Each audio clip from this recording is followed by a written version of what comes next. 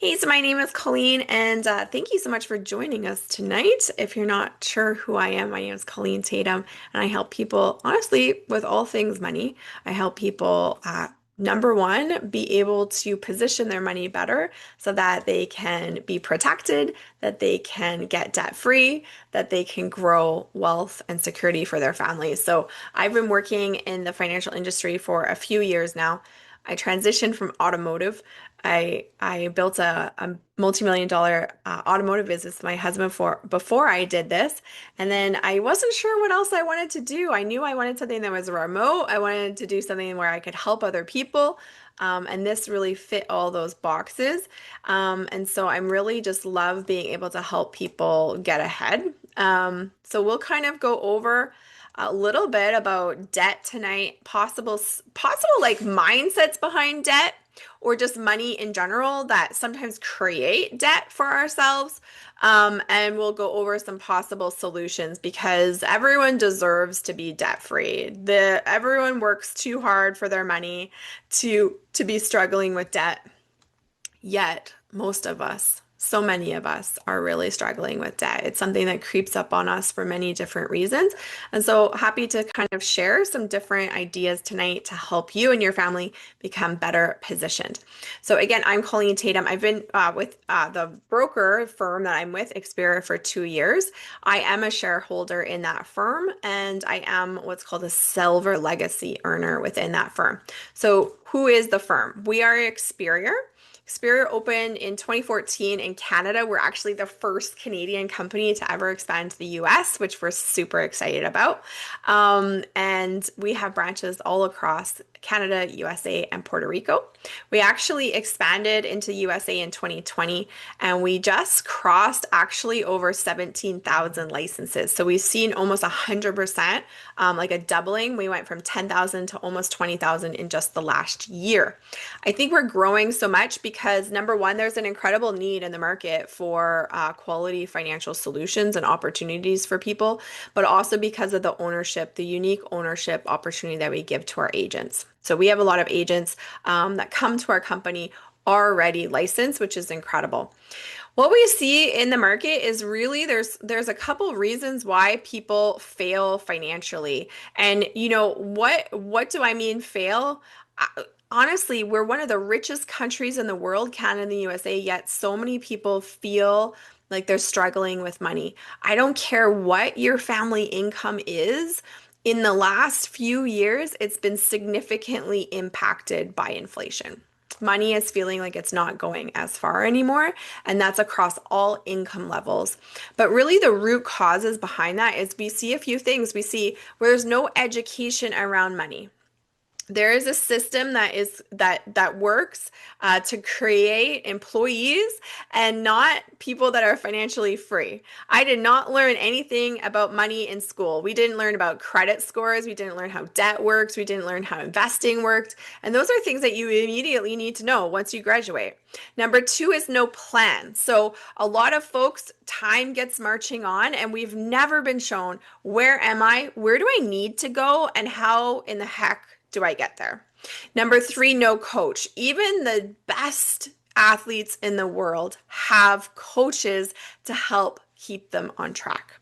And then number four is the one that I see a lot is just the money mindset. So many of us, we all have this money trauma, this kind of pre-programmed idea around money, and it affects everything that we do financially. And so this is my job when I'm working with someone is we come alongside you, help teach you actually the real pros and cons of different solutions that are possibly available, help you make that plan and help coach you along the way so that you can achieve that plan. Um, but this is what we're seeing. You are not alone if you're feeling financially stretched. Financial stress is widespread. 88% of Americans and Canadians, if we poll them, say that they have experienced some sort of financial anxiety. We are seeing people, fight and have stress and just really not be able to sleep at night because of debt. For myself, In 2016, my husband and I had built a large multi-million dollar automotive company. And in 2016, our town burned down. All of a sudden, boom, our income was significantly impacted. It went away completely. And we still had lots and lots of bills. Our mortgages didn't go away. Our responsibilities didn't go away because our income did. And the stress of that was so incredibly hard on myself and my family. So 65% of people say money is their top source of stress. 41% report that financial worries have seriously impacted their mental health. Stress is a major impact on physical health. If you're not sleeping well, how can you be healthy, right?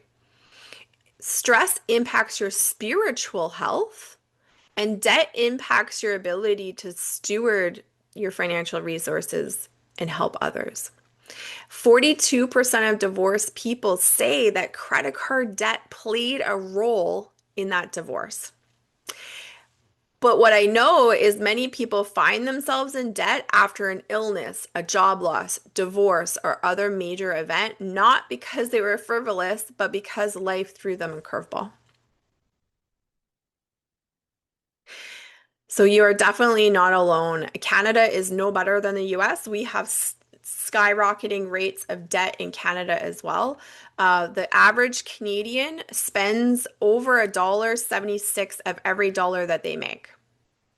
Well, so that means that every Canadian's going negative, basically, or on average, most Canadians are going negative. We have huge debt in Canada. In Canada, we have household debt in 2025 reached over $3.1 trillion. That income ratio that I said, 174% of our income goes out. So every single dollar we earn, we got more money going out. Average household debt excluding, so not including their mortgage, is over $41,000. And we have an average savings rate of only 5% of our income. Those are scary numbers. That means there's no emergency fund, there's no retirement, there's no plan for the future, and there's a ton and ton of money going towards debt. We saw in the US an average household debt of $105,000. Debt payments represent 11.2% of American income and a savings rate of 6%. So y'all are beating us Canadians by 1% in that department.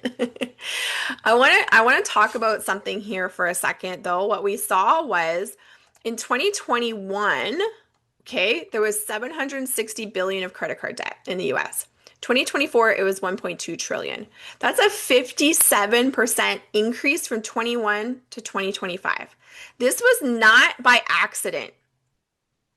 What we saw during COVID actually was one of the single largest paydowns of credit card debt in US history. We saw credit card companies' profits plummeting. So what did they do? They started nailing us, sending all kinds of like 0% offers and really, really encouraging us to get back in debt in a big, big way. And it worked. We went from 760 billion to 1.2 trillion of credit card debt. We saw huge inflation rates.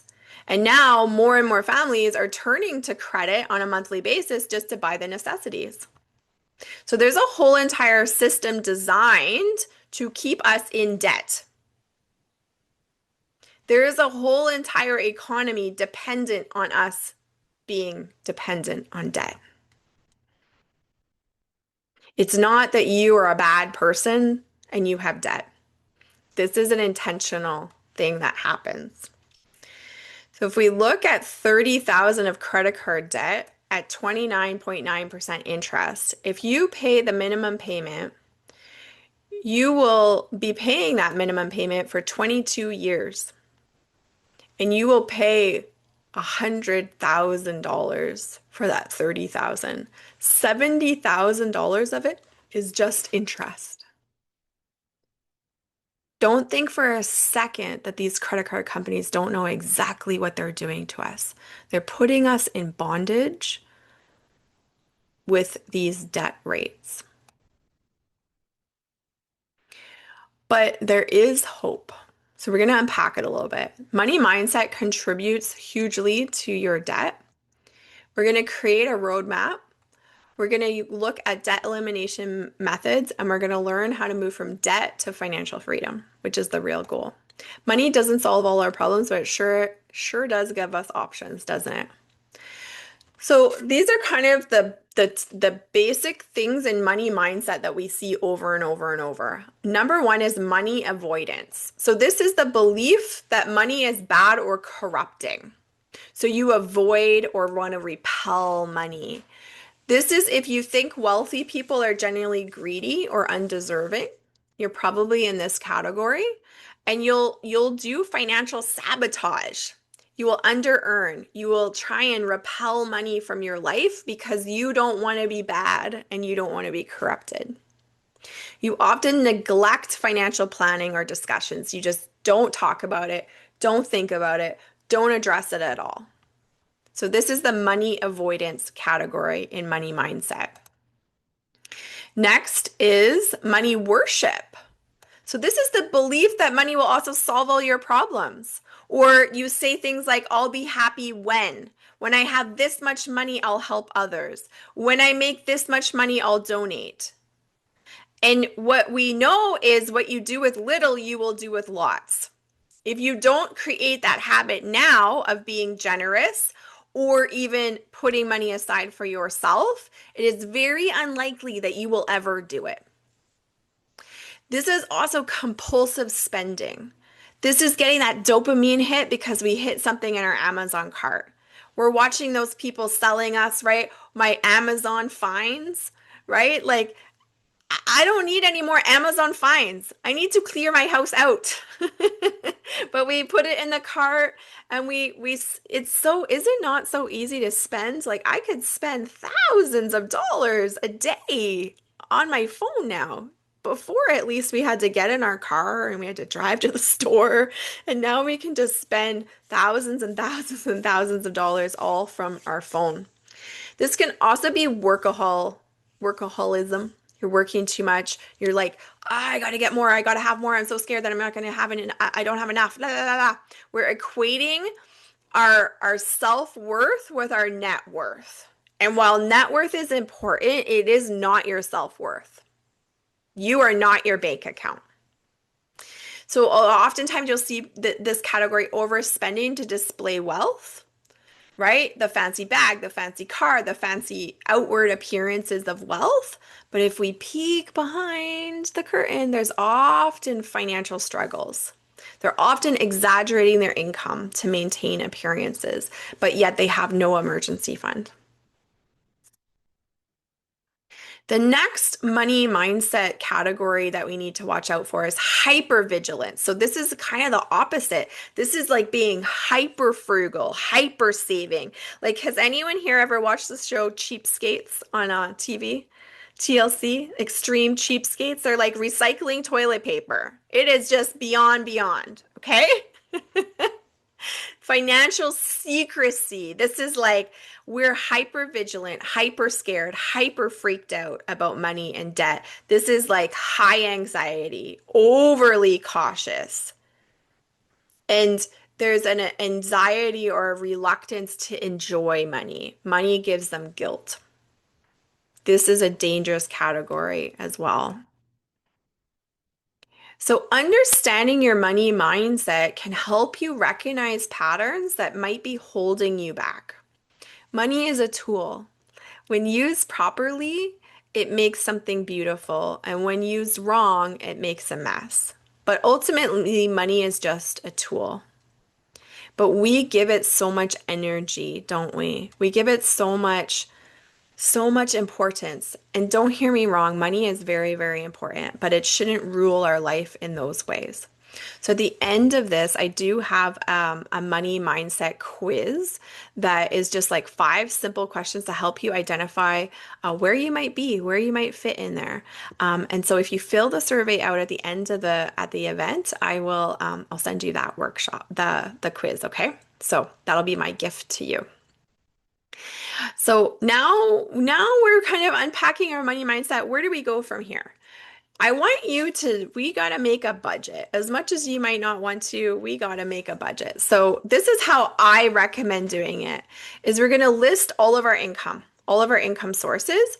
We're going to list our non-negotiable expenses. So this is your housing, your loans, your food budget, things that you have to pay for every month, okay? Then I want you to review your expenses to see what can be eliminated. So oftentimes we have subscriptions and things like this that we're just hanging on to or we haven't figured out how to cancel it. We're gonna take care of that. I, on every Black Friday, review all of my phone and internet costs because oftentimes you can find deals then. You can negotiate your phone bill, you can negotiate your internet bill, but you have to put yourself in a position to do that. Every time my car insurance comes up for review, I'm going to review it. I always go and make sure I'm still getting the best deal available. Every time my house comes up, I spend a day and I do all the quotes. And you know what? A lot of times I do find a better deal. So it's important to set that as a habit. So now that you have your fixed non-negotiable costs, there's going to be a number that's left over. I need you to review that and subtract it from your income, what's left over. And this is where now we're going to actually start saving money. I want you to start an emergency fund to yourself. This is an amount. One second.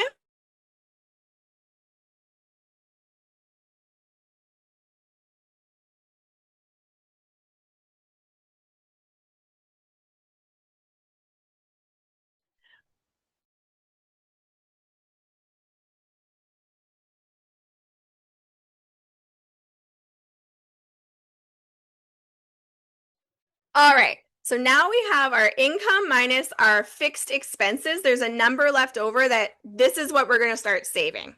This number is going to freak you out, but I want you to do it because this is going to be where we're going to find our sweet spot. This is a number that if we can do this for 3 months, we're going to review what it is. And you might, at the end of that, be really surprised how you were able to adjust your spending. I do it this way because if you do it the other way, where you pick a safe number, I'm just going to start investing $25 a month and I'll increase it later. You will not increase it later. We have to build the habit. So after that 3 month period, you can always reduce it down. But what I find is people do not reduce it as much as they thought they needed to. So you're going to end up actually having more money to invest than you really thought you did. Just like if the government suddenly increased your taxes or you got a pay decrease, you would just have to adjust. You would just figure it out, right? So kind of the same thing because you're the most important person to pay first, okay? Within that, when we work with folks, we often find little places to help them save money or find money and get their money working harder for them. So we're going to help you review your insurances and review what you've got going on to see, hey, what if you did this instead? What if you did that instead? And try and find money for you. I get excited even if I find $20 for people. Okay, so now we want to start eliminating the debt that is there. These are your options. We can do nothing. That's an option. You just avoid it and live like this forever. Never sleep good, never get ahead, never feel secure, never feel safe. That's an option. Something that a lot of people do. We could do credit counseling. So credit counseling works like this.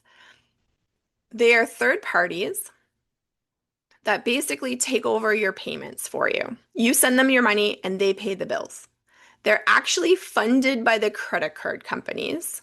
So that might be a clue of how well they're going to work for you. They work for the credit companies, they don't work for you.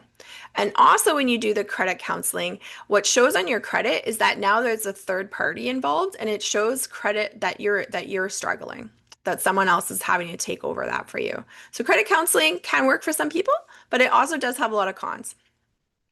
Bankruptcy. I mean, if things are really in a position where we need to consider that, that just might be what we need to do. It's a last resort, but sometimes that is what needs to be done. Next, we're going to also review tonight the snowball method more in detail, what that looks like. And then another option is a consumer proposal debt settlement. We're going to explore that a little bit more. And also, we can just make more money. So, depending on where you sit, our debt specialist team will actually help you evaluate which of these options might be the best for you. Every single situation is different. It's always based on pros and cons, right? I don't know for sure. It is never one size fits all. But we'll go through and talk it out with you and see which of these might work best for you and help you come to a decision that you're really confident about if that's something that you want to do, okay? But let's look at some of these other options more in detail. So, what is a debt settlement? In Canada, it's $10,000 or more of unsecured debt. So, this can be credit card, line of credit, payday loan. You can in Canada negotiate your CRA income tax debt, bills, collections, student loans. There is restrictions that apply to that one, but some student loans, mortgage shortfall after sale. So let's say you sold your house on a short sale, and you're still owing the rest. That can be negotiated sometimes. Equipment debt shortfalls, vehicle shortfalls, and some legal claims. In the USA, total minimum debt that can be considered is $7,500.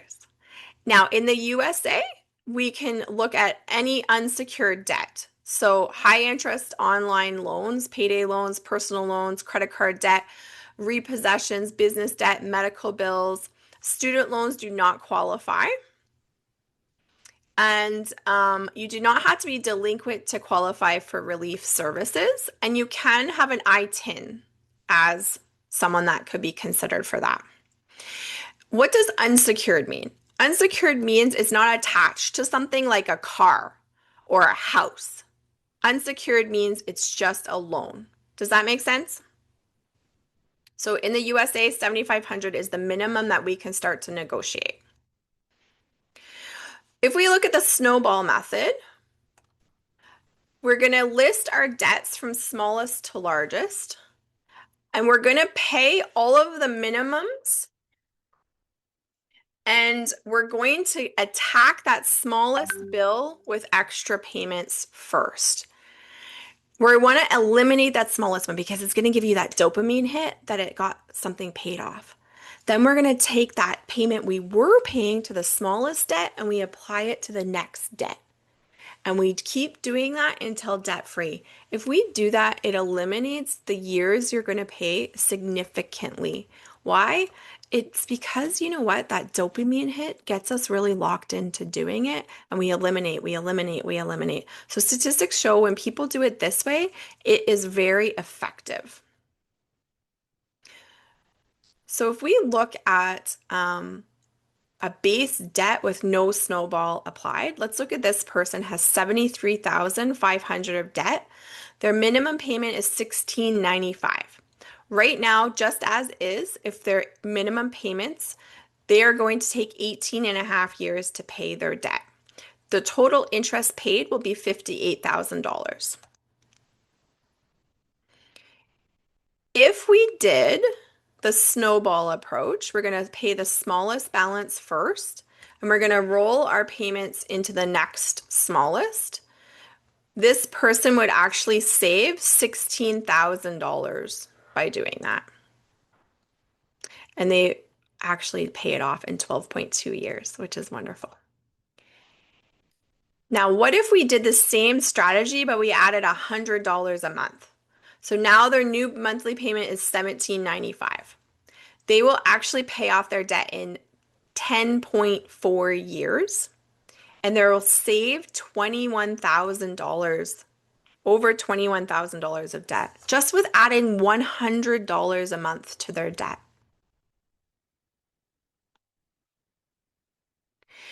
What if they added $500? What if they went out and got a side gig? They figured out a way to get $500 a month. They would be able to actually pay off that debt in 7.8 years. That is a dramatic difference. They're going to save over $30,000 of debt. If they added $1,000 a month to their debt payment, they would be able to pay it off in 5.9 years, and they would save over $37,000.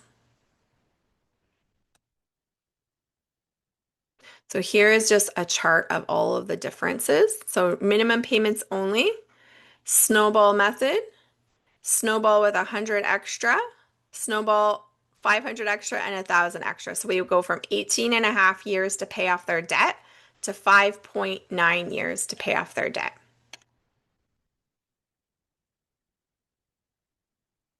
Now, maybe for some people, that's not an option. You're like, Colleen, I don't know where I'm going to find $1,000 to put to my debt. Like, let's be real. So I will show you a way to do that. But for some people, depending, that might not be something that is tenable to them, or they have so much debt there, they're like, this is really like dragging my family down. I do not have any room left over at the end of the month to breathe. The debt settlement option can be a great way to approach it.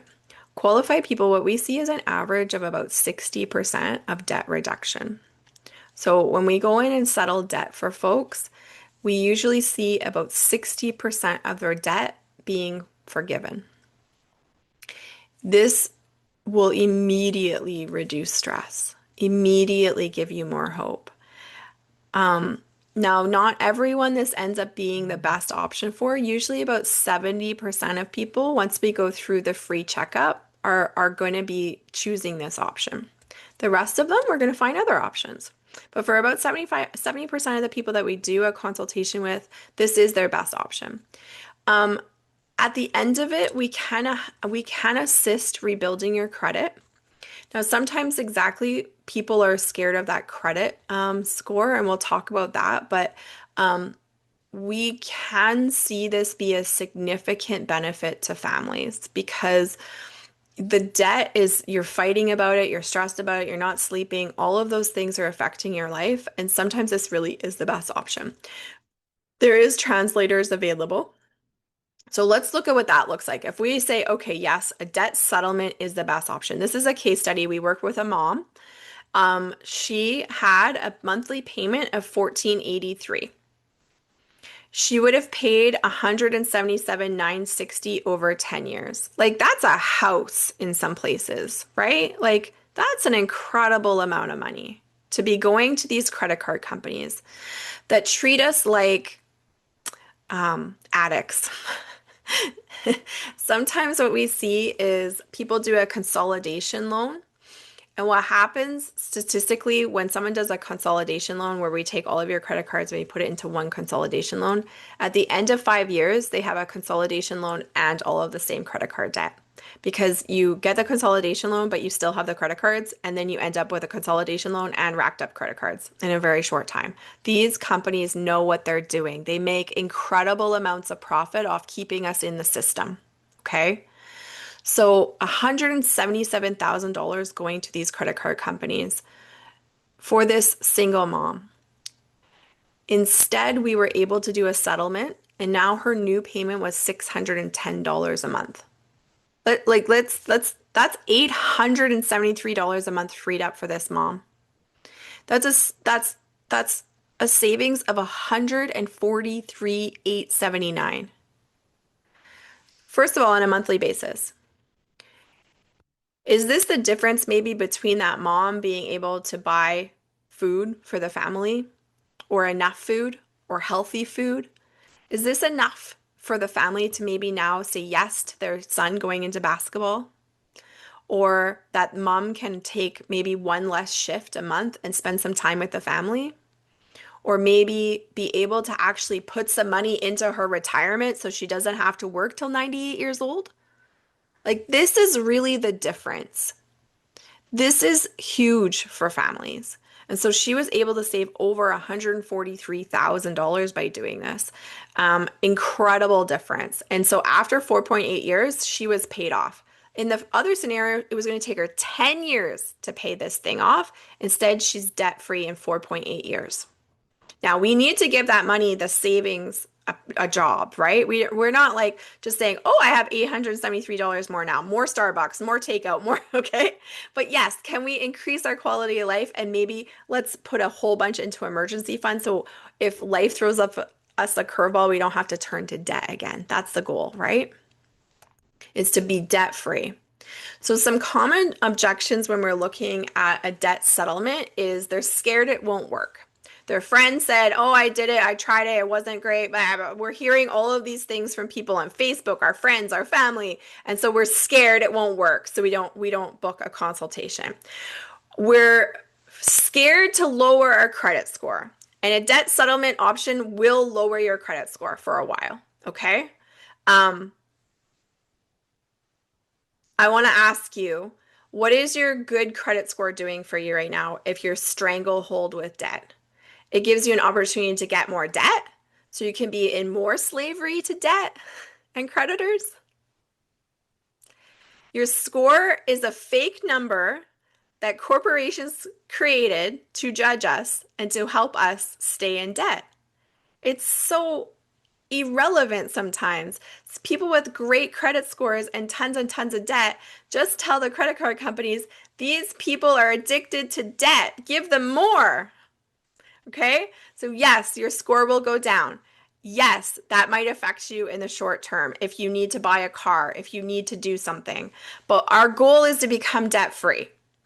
And so sometimes people get too scared about that, not realizing that in a couple months, I've seen sometimes people like 6 months later, with if we're strategically working at it, we're able to increase that credit score pretty quickly. Okay. And then also this feeling like it's my debt, I should pay it. Well, sometimes life throws us a curveball. Sometimes we make a mistake. And do not be sad for these credit card companies. They will be okay without you paying back that $177,000, okay? They have insurance. They write it off. Unfortunately, you will not be okay though. And so if we go back to that money mindset, the things that we're taught, right? We're taught if you have debt, you're a bad person. If you have debt, you did something wrong. If you have debt, you should be embarrassed and full of shame. And I am here to say that is not the truth. We have been told that, and that is not true. And if this is the way that it gives your family freedom and peace again, then I encourage you to at least have a consultation and see if we also think that this is the best opportunity for your family to get out of debt. You deserve to be free from that bondage. What if you freed up that debt and you're able to actually start having dreams and hopes again? Free yourself up mentally. Free yourself up emotionally. Start to enjoy life again. Start to not when your kid says, "Mom, can we get ice cream?" You're like all of a sudden freaking out and panicking in your head because you're like, "I don't have any money." That is not a way to live. What dream is your debt stealing for you and your family? A free consultation will help just determine what debt solution might be best for you and your family, okay? I don't know which one it's going to be, but if we can have a conversation about it, we'll help you figure it out, okay? Now, what if, like we were saying before, you could add $1,000 a month to your debt and pay that debt with extra income that you earn? What would that look like? So, there are some ways to add some extra money to your family. You can sell some stuff.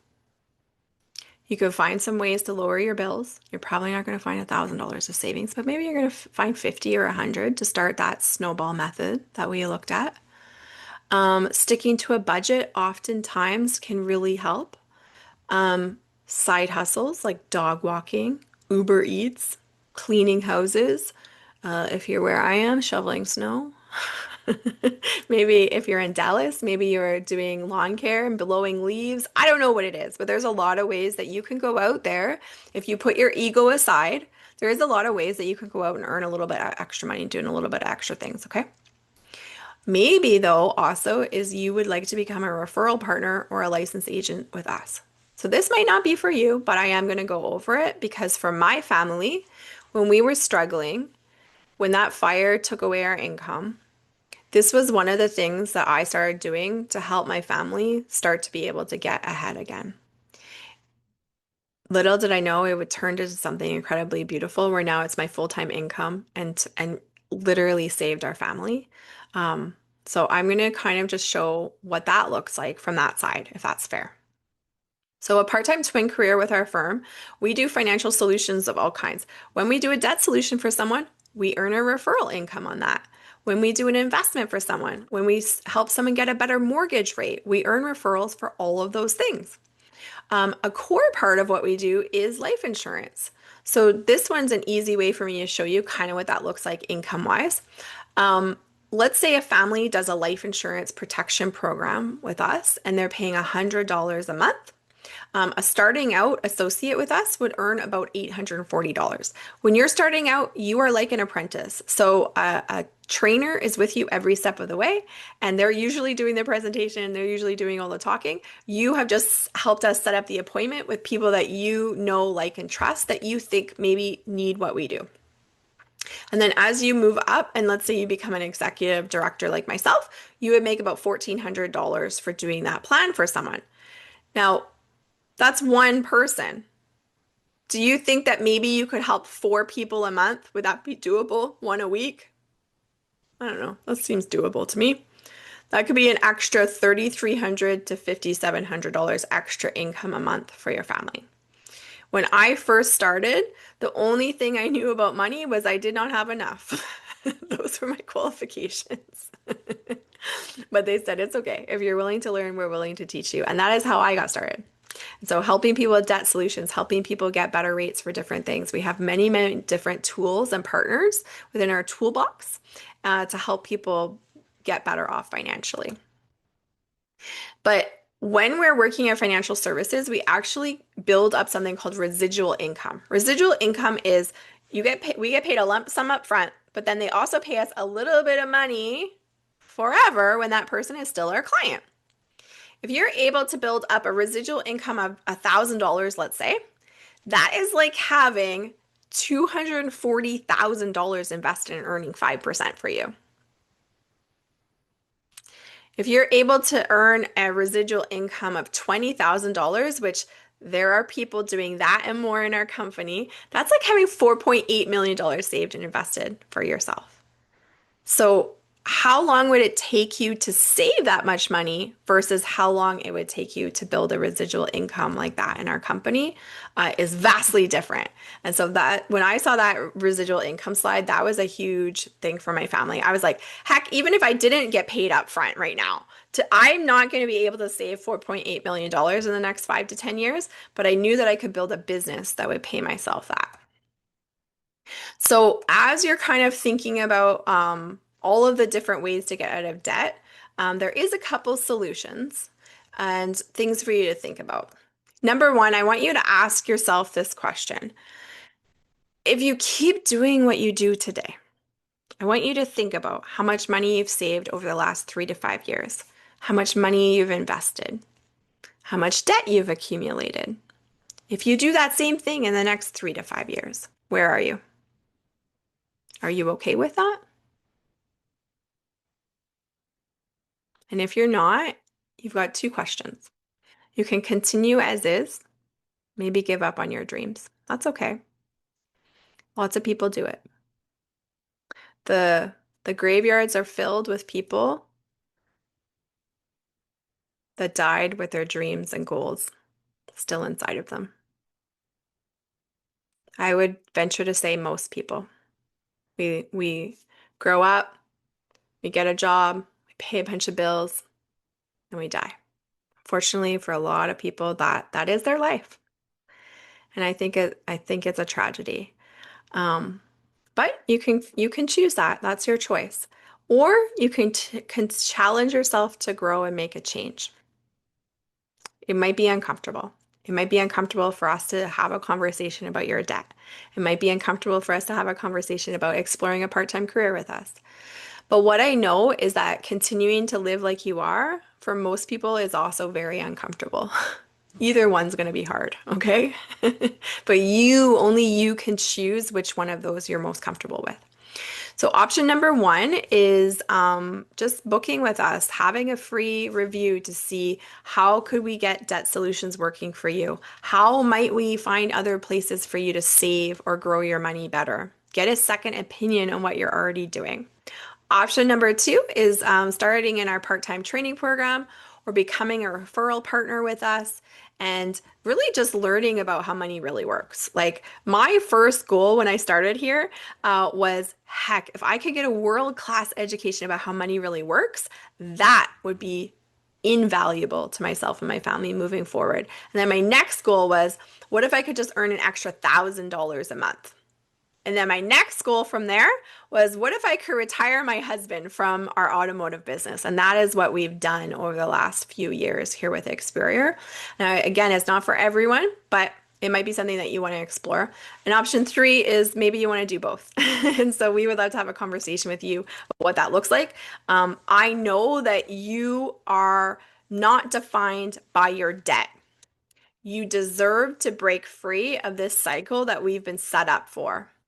There's maybe a reason, honestly, that we don't learn about money in school, right? Maybe we've been let down by the system that wants us to be in debt and wants us to live this life of stress and hamster wheel, right? It's making a lot of people a lot of money. But if it's not working for your family anymore, it's time for us to find a way out. And we're here to help you with that. So I am going to just put a little survey in the chat, and it just gives me a little idea of like kind of what stood out the most for you in the presentation, what you might want to do for one of those choices. I love it if I'm just going to put that in the chat. If you fill that out, I would love you to do that. And then after that, if anyone has any questions, we're a small group, so I'm happy to do some Q&A. But also, if you're grabbing that survey and you're ready to leave, that is the point where I will not be offended if you leave. So awesome. If anyone has any questions, I just put that in the chat, and we'll be there.